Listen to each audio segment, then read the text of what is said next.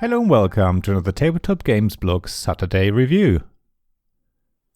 It was soon time for the most anticipated festival at Death School, whose motto was Soul to Win. According to legend, there was an accident at the school many years ago. Somehow numerous souls had been able to escape, and the teachers and students raced to recapture them all. Every year hence, Papa Death, Osiris, Hei and Bai Wu Chang led the students into a race of reaping souls, the Soulaween by Shi Chen from Play With Us Design. The introduction to this two-player only, rather brain-burnery abstract game sounds a little bit over the top, but there's a reason for it. There is an animation by a group of Taiwanese college students they made back in 2013. The group calls itself Deathina, which is clearly a contraction of death and designer. So when the publisher of Soulaween saw the animation a few years later, they really liked the story it told. They contacted the director and illustrator of the animation and asked if they could make a game out of it, and that game is Soulaween. In return, Deathinger's director, Susuan Fei, drew a short comic about Soulaween. I think that's a lovely story and a great way of linking an abstract game to a setting. When you first look at Soulaween, you will be reminded of drafts, or checkers as it's called in North America. There are a 4x4 grid and round wooden counters, each with a red and a green side. On your turn, you take one of the counters and place it anywhere on the grid. You then flip all orthogonally adjacent counters to the opposite side. Rather than drafts, Soulaween actually reminds me a lot more of Nine Men's Morris, or Mühle as it's called in German. It's all about cleverly placing counters to flip adjacent ones and create a row, column or diagonal line of 4 pieces of the same color. If you achieve that, you remove the 4 discs and gain a point. Reach 3 points to win the game.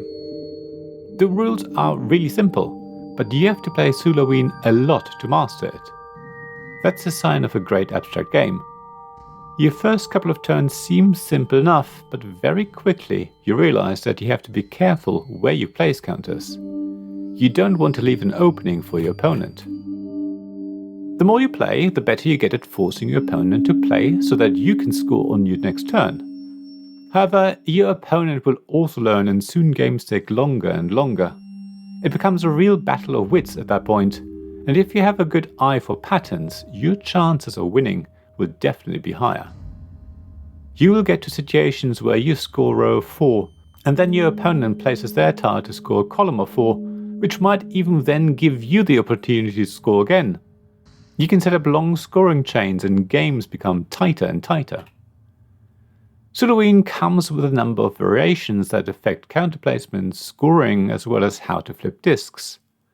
These variations are implemented in the form of characters. In your first game, you probably want to play with the basic characters, but in subsequent games, each player can choose a different character. For example, rather than scoring for any row, column or diagonal line, you have to score one of each of 3 different patterns. There are specific scoring chips for this. The 3 patterns are square, a sort of tilted L shape, and the standard row, column or diagonal. Score one of each and you win the game. Other characters in the game affect which color counters you can score, or whether discs diagonally adjacent to the one you placed are flipped, or whether it's the usual orthogonally adjacent ones. So there's plenty of variety, especially because you can endlessly combine the available characters, either allowing players to specifically choose one each, or just randomly handing them out. The game comes in a small box, about the size of 2 to 3 decks of cards, which means it's easy to fit into a coat pocket or handbag. The board is a screen-printed cloth, which feels lovely and silky. It fits perfectly into the box if you fold it a couple of times, which is a clever way of solving the problem of games having to come in big boxes because of the size of the board. The counters are all wooden, but feel a lot lighter than I would have expected. I assume it's less dense wood or maybe some sort of MDF. However, they don't feel cheap, and both sides are screen printed, one with a green sole and the other with a red one.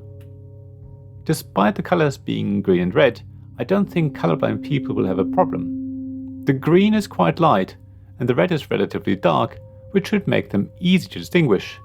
If that doesn't work for you, then there's another way to tell the counters apart.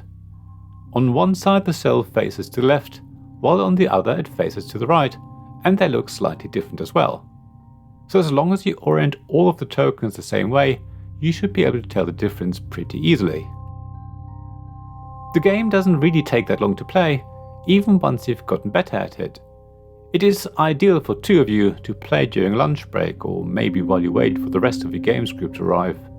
It's so very quick to set up and teach that nobody should be put off giving it a go. Once you start playing, you'll get hooked and want to play just one more game, and then another, and another. Thank you for listening to this Tabletop Games Blog Saturday Review podcast. Please check the description below for links mentioned in this episode, as well as to the written version of this article on the blog.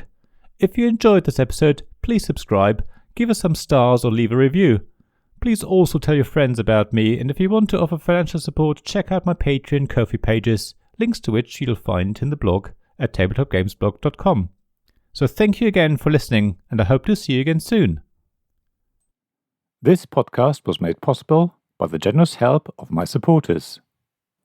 Royal Patron Sean Newman, Magic Champion John Risley, Castle Guards David Miller and James Naylor, Dice Masters Alex Bardi, Paul Grogan and Robin Kay, Shining Lights Gavin Jones, Vukasin Nizovic, Sarah Reed, Richard Simpson and Tim Vernick.